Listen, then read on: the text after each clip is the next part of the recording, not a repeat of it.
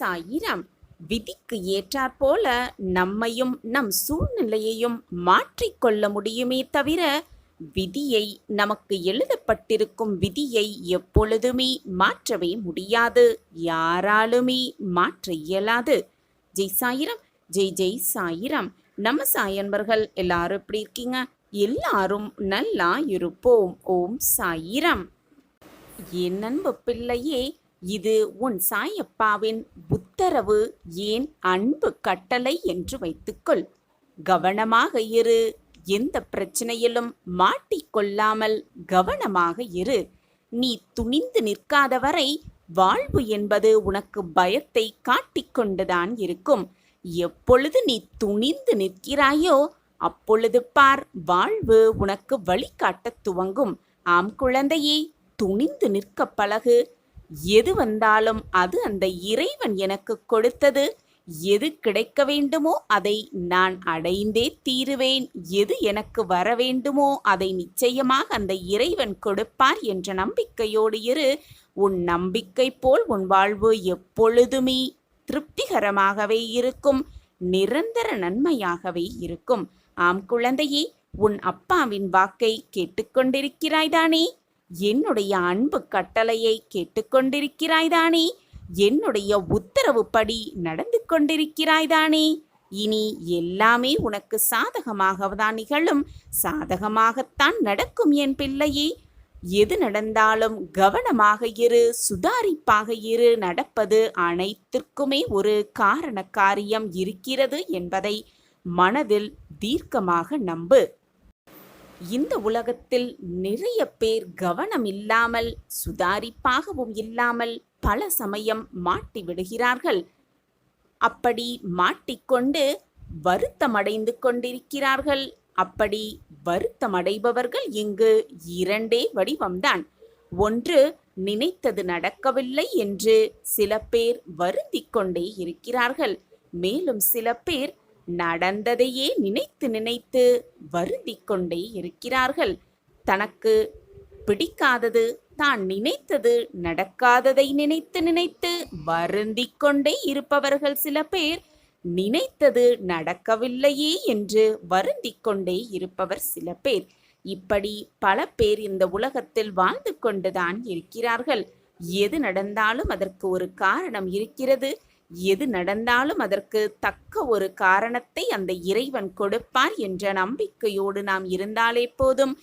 ஏதாவது ஒரு ரூபத்தில் நமக்கு கிடைக்க வேண்டியது, நமக்கு விதிக்கப்பட்டது, நமக்கு என்று எழுதப்பட்டது நிச்சயமாக நம்மிடம் வந்து சேர்ந்தே தீரும். ஆம் குழந்தையே, உனக்கு என்று எழுதப்பட்டது நிச்சயமாக உனக்குத்தான். அதை யார் தடுத்தாலும் உன்னிடம் கொண்டு வந்து சேர்க்கும் பொறுப்பை யார் தடுத்தாலும் நான் வீழமாட்டேன். அதே போல உன்னிடம் வந்து சேர வேண்டும் என்று விதிக்கப்பட்டிருந்தால் யார் தடுத்தாலும் அது உன்னை விட்டு விலகவும் விலகாது. உன்னை சேராமல் அது இருக்கவும் இருக்காது. ஏதாவது ஒரு ரூபத்தில் அது உன்னிடம் வந்து சேர்ந்தே தீரும். ஆனால் அதற்கான முழு நம்பிக்கையும் முழு முயற்சியும் அடைந்தே தீர வேண்டும் என்ற எண்ணம் உன் மனதில் இருக்க வேண்டுமே தவிர, கிடைக்குமோ கிடைக்காதோ, வருமோ வராதோ, நடக்குமோ நடக்காதோ, முடியுமோ முடியாதோ என்ற எதிர்மறையும் நேர்மறையும் கலந்த சிந்தனைகளை உன் மனதிலிருந்து தூக்கி எறிந்துவிடு. முடியும் என்று நம்பு, நிச்சயமாக அது முடியும். கிடைக்கும் என்று நம்பு, நிச்சயமாக அது கிடைக்கும். வரும் என்று நம்பு, நிச்சயமாக அது வரும்.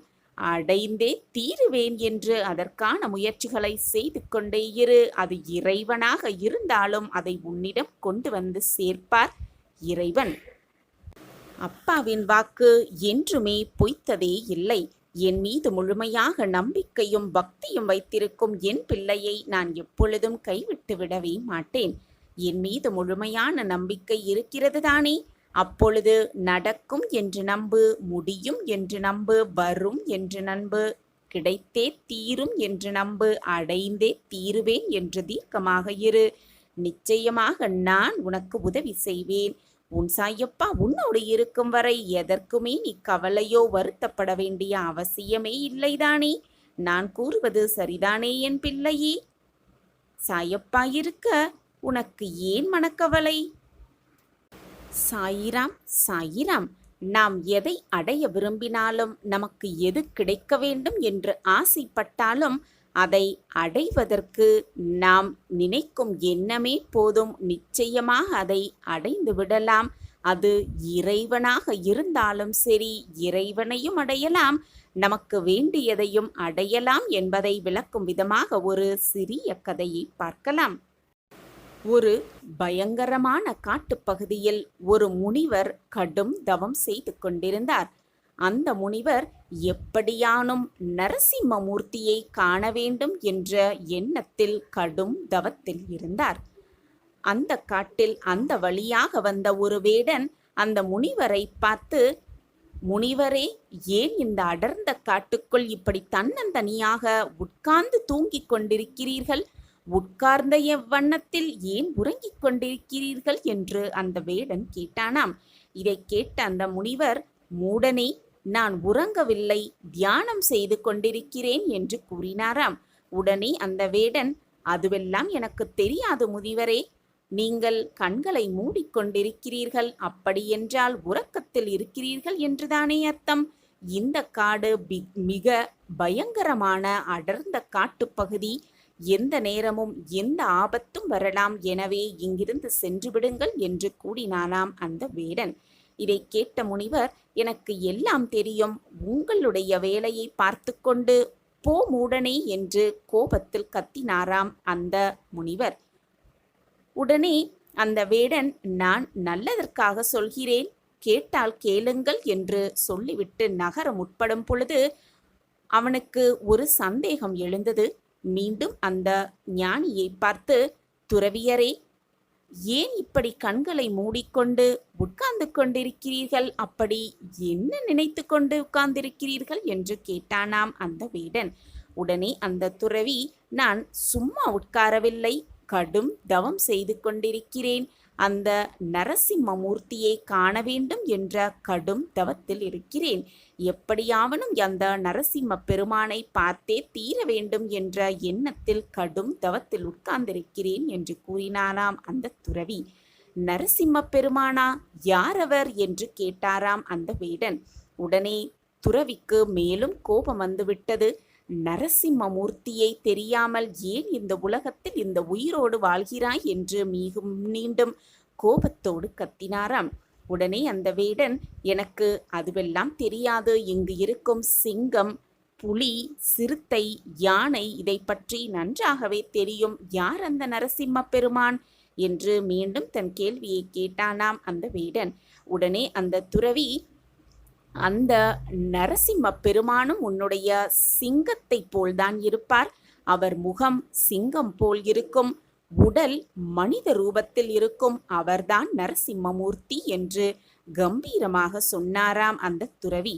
இதை கேட்ட அந்த வேடன், நான் எத்தனையோ மிருகங்களை பார்த்திருக்கிறேன், ஆனால் இந்த ரூபத்தில் நான் எந்த ஒரு சிங்கத்தையும் இதுவரை பார்த்ததே இல்லையே என்று ஆச்சரியத்தோடு வினவினானாம். இதை கேட்ட அந்த துறவி சற்று புன்னகைத்து கொண்டாராம்.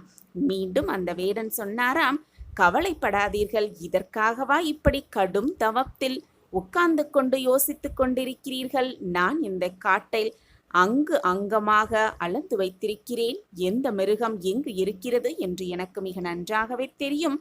இன்றைய நாள் முழுவதுமாக நான் தேடி கண்டுபிடித்து அந்த நரசிம்ம சிங்கத்தை உங்களிடம் கொண்டு வந்து கொண்டிருக்கிறேன் என்று கூறினாராம் அந்த வேடன். எப்படியாவது என் கண்களில் இன்று பட்டுவிடும் அந்த நரசிம்ம சிங்கம், அதை அழைத்து கொண்டு உங்களுக்கு முன்பாக வந்து நிறுத்துவேன் என்று கூறினானாம் அந்த வேடன். உடனே துறவி, முடிந்தால் செய்து காட்டு என்று கூறினாராம் ஆக்ரோஷமாக, ஆங்காரமாக. உடனே அந்த வேடன், நான் இன்றைய மாலை பொழுதிற்குள் கண்டிப்பாக அந்த நரசிம்ம சிங்கத்தை கொண்டு வந்து உங்கள் முன்பாக நிறுத்துகிறேன் என்று கூறிவிட்டு வேகமாக அந்த இடத்தை விட்டு நகர்ந்தானான் அந்த வேடன். துறவி மீண்டும் நரசிம்மமூர்த்தியை நினைத்து கடும் தவத்தில் உட்கார்ந்திருந்தார். வேடன் காடு எங்கும் சுற்றி சுற்றி அலைந்து திரிந்து கொண்டே இருந்தான். என்ன அந்த நரசிம்ம சிங்கம் எப்படி இருக்கும்? என் கண்களுக்கு இதுவரை அது படவே இல்லையே. என்று அவனுடைய மூச்சு முழுவதும், அவனுடைய நினைப்பு முழுவதும், அவனுடைய சிந்தனை முழுவதுமே அந்த நரசிம்ம சிங்கத்தை பற்றி மட்டுமே இருந்தது. அவன் உறங்கவில்லை, உண்ணவில்லை, எதை பற்றியும் அவனுடைய சிந்தனை செல்லவே இல்லை. எப்படியாவது அவன் கண்களுக்கு அந்த நரசிம்ம சிங்கம் காண வேண்டும், பட வேண்டும் என்ற எண்ணத்தோடு அங்கும் இங்கும் தேடி தேடி ஒரு இடம் விடாமல் அந்த அடர்ந்த காற்றுக்குள் ஒரு குகை விடாமல் அங்கும் இங்கும் தேடி தேடி அலைந்து கொண்டே இருந்தான் அந்த வேடன். மதிய நேரமும் வந்தது. களைப்பால் சோர்வாகி போனான் அந்த வேடன். ஆனால் தண்ணீர் குடிக்கவும் அவனுக்கு மனமில்லை, உணவு அருந்தவும் அவனுக்கு மனமில்லை. அந்த நரசிம்ம சிங்கத்தை பார்த்தாலாவது விட வேண்டும், தீர வேண்டும் என்ற முடிவோடு, தண்ணீர் கூட பல்லில் படாமல் நம்பிக்கையோடு, இன்று மாலைக்குள் நான் அந்த நரசிம்ம சிங்கத்தை பார்த்தே தீருவேன் என்ற முழு எண்ணத்தோடு அங்கும் இங்கும் அலைந்து திரிந்து கொண்டே இருந்தான். கொஞ்சம் கொஞ்சமாக சூரியன் மறையத் துவங்கியது. கொஞ்சம் கொஞ்சமாக மறையும் பொழுது அந்த வேடனுக்கு பயமும் தொற்றிக்கொள்ள ஆரம்பித்தது. என்னடா இது, துறவியிடம் அந்த நரசிம்ம சிங்கத்தை கொண்டு போய் நிறுத்த வேண்டும் என்று முடிவு செய்தோம். இவ்வளவு நாள் இந்த காட்டில் அலைந்தும் கூட நமக்கு அந்த நரசிம்ம சிங்கம் கண்ணில் படவே இல்லையே.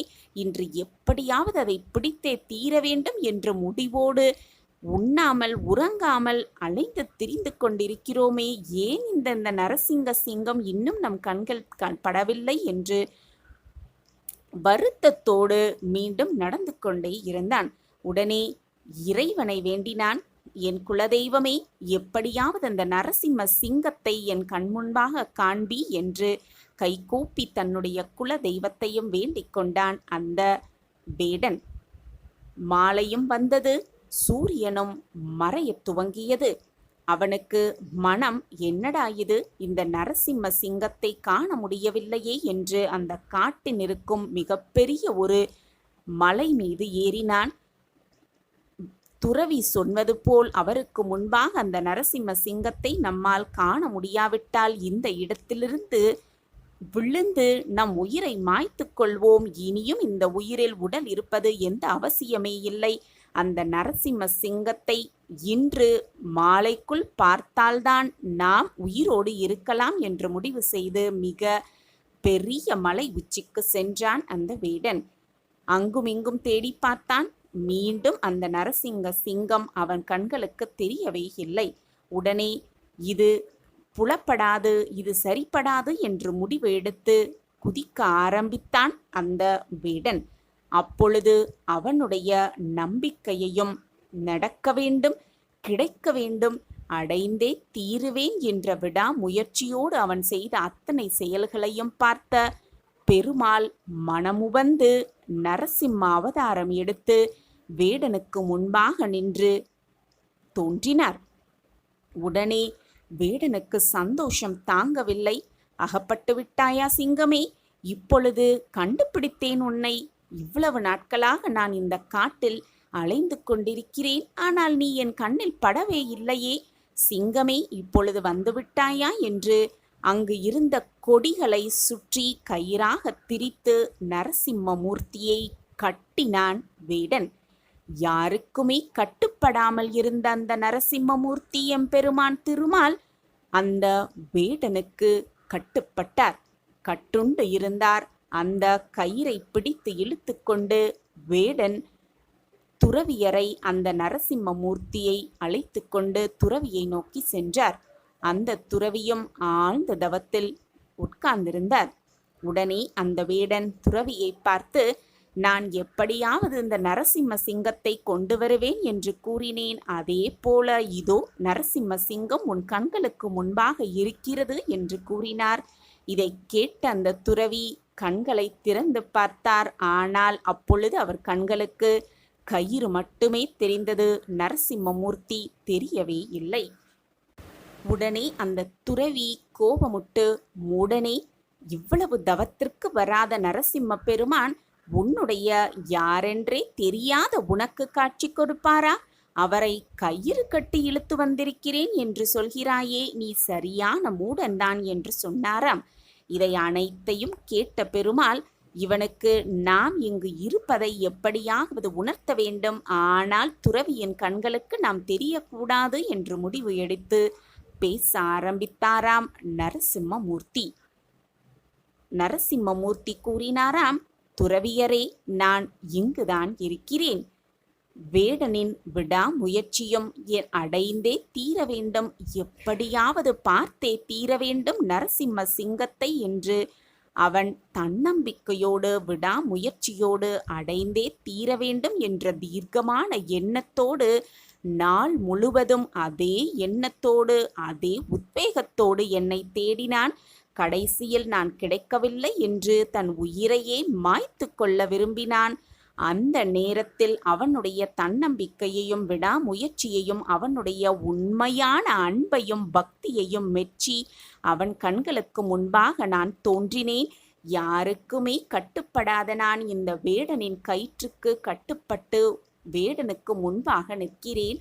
ஆனால் தவம் செய்கிறேன் என்று அலைப்பாயும் மனத்தோடு நரசிம்மர் வருவாரா வரமாட்டாரா, காட்சி கொடுப்பாரா கொடுக்க மாட்டாரா என்று குழப்பமான மனநிலையோடு நீ தவம் செய்து கொண்டிருக்கிறாய், அதனால்தான் என்னுடைய உருவம் உன் கண்களுக்கு தெரியவில்லை என்று கூறினாராம் நரசிம்மமூர்த்தி.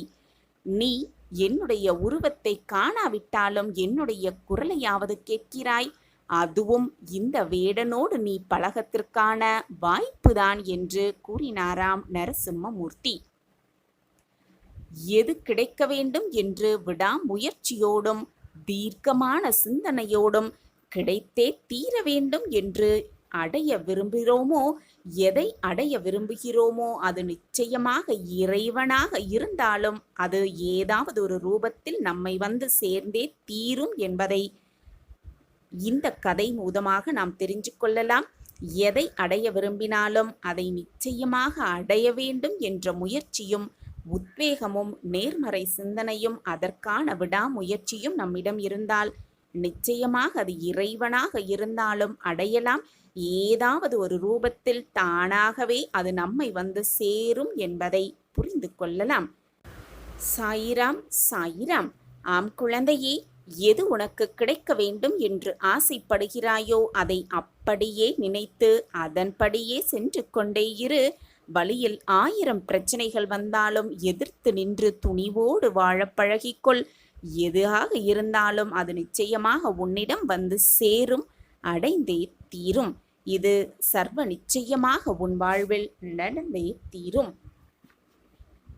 முதலில் உன் வாழ்க்கையில் உன்னை சுற்றி என்ன நடந்தாலும் அது உனக்கான நன்மைக்காகத்தான் நடக்கிறது என்பதை முதலில் புரிந்து கொள். உன் வாழ்க்கையில் நடப்பது எல்லாமே நன்மைக்குதான். இப்போது வேண்டுமானால் உனக்கு அது எதிராக இருப்பது போல தோன்றினாலும் நிச்சயமாக இன்றல்ல என்றாவது ஒரு நாள் உன் வாழ்க்கைக்கு தேவையானதை மட்டும்தான் உன் வாழ்க்கையில் வழங்கியிருக்கிறார் சாயப்பா என்பதை நீ புரிந்து கொள்ளும் நேரம் வரும், சர்வ நிச்சயமாக வரும். அப்பொழுது நீ ஓடோடி வந்து, சாயிநாதரே, என் வாழ்க்கையில் நல்ல மாற்றங்கள் நிகழ்ந்துவிட்டது என்று கண்ணீரோடு கூறும் அந்த நல்ல நேரத்தையும் சாயப்பாவே உருவாக்குவார். உனக்கு வருவது எல்லாம் மிகப்பெரிய பிரச்சனை, மிகப்பெரிய சோதனை என்று கூட நினைக்கலாம். ஆனால் என்றாவது ஒரு நாள் அது உன் வாழ்க்கையில் உள்ள சிக்கல்களை தீர்ப்பதற்காக வந்த சுப நிகழ்வுகள்தான் என்பது உனக்கு அப்பொழுது தெள்ளத் தெளிவாகவே புரியும். கண்ணில் பார்ப்பது அனைத்தையுமே உண்மை என்று நம்பிக்கொண்டிருக்கிறாய். அப்படி இல்லை பிள்ளையே, உனக்கான நேரம் வரும் வரை சற்று பொறுமையாக காத்திரு. இன்று தவறு என்று நினைப்பது எதிர்காலத்தில் நிச்சயமாக சரி என்று நீ நினைக்கும் அளவிற்கு நல்ல மாற்றங்கள் உன் வாழ்வில் நிகழும். சிறு மாற்றமே ஆனாலும் அது சிறப்பான மாற்றமாக நிச்சயமாக இருக்கும். இது உன் சாயப்பா உனக்காகவே கொடுக்கும் சத்திய வாக்கேதான். நீ மனம் நோகும் அளவிற்கு தான் உனக்கான சோதனைகள் உன்னை இப்பொழுது சூழ்ந்து இருக்கிறது. அதனால்தான் வாழ்க்கையே நீ வெறும் சோகமாகவும் பாரமாகவும் நினைக்கிறாய். அனைத்தையுமே துச்சமாக எண்ணிவிடு. என் மீது உனக்கு நம்பிக்கை இருக்கிறதல்லவா? உனக்கான நல்ல வழியை, உனக்கான பிரகாசமான வழியை உன் கண்களுக்கு புலப்படும்படி நான் உன்னை அழைத்து செல்வேன். எதற்குமே உன் மனதை போட்டு குழப்பிக் கொள்ளாதே. வெற்றி பெறுவது மிக மிக எளிது. என்ன செய்கிறாய் என்பதை அறிந்து செய்தால் வெற்றி உனதானதே. செய்வதை விரும்பி செய்தால் வெற்றி உனதானதே. செய்வதை நம்பிக்கையோடு செய்தால் வெற்றி உனதானதே. எனவே நம்பிக்கையோடு பொறுமையோடு நமக்கான வாழ்வு நமக்காக காத்திருக்கிறது என்பதை தீர்க்கமாக மனதில் வைத்துக்கொண்டு நம்பிக்கையோடு செயல்படு. உனக்கான வாழ்வு உனக்காகவே காத்திருக்கிறது. இதுவரை நடந்ததை எண்ணி யோசிப்பதை விட இனி எப்படி நடக்க வேண்டும் என யோசிப்பவர்களே வாழ்க்கையில் வாழத் தெரிந்தவர்கள், வெற்றியை சூடத் தெரிந்தவர்கள். வேறு வழியே இல்லை என்னும் போது வரும் தைரியத்திற்கு பலம் மிக மிக அதிகம். எனவே தைரியமாக இரு, மனதை திடமாக வைத்துக்கொள். எப்பொழுதுமே நம்பிக்கையோடு இரு. உன் வாழ்க்கையில் நீ வெற்றியை மிக சுலபமாக எட்டி பிடிக்கலாம். மிக சுலபமாக வெற்றியை உனதாக்கிக் கொள்ளலாம். நம்பிக்கைதான் வாழ்க்கை. பொறுமையாக இரு. மனதை முதலில் பண்படுத்த பழக வேண்டும். அப்படியென்றால் என்ன சாயிநாதரே என்று கேட்கிறாயா? தினமும் காலையும் மாலையும் தியானம் செய். நேற்றைய பொழுது முடிந்துவிட்டது. இன்றைய பொழுதை எவ்வளவு பயனுள்ளதாக மாற்றமைக்க முடியும் என்று சிந்தனை செய்வதால் நம் வாழ்வில் நிம்மதிக்கு எப்பொழுதும் பஞ்சமே இருக்காது. மகிழ்ச்சிக்கு எப்பவும் பஞ்சமே வராது. வாழ்க்கையில் எப்படி முன்னேறலாம், வாழ்வை எப்படி உயர்த்தலாம் என்பதை முதலில் திட்டமிட வேண்டும்.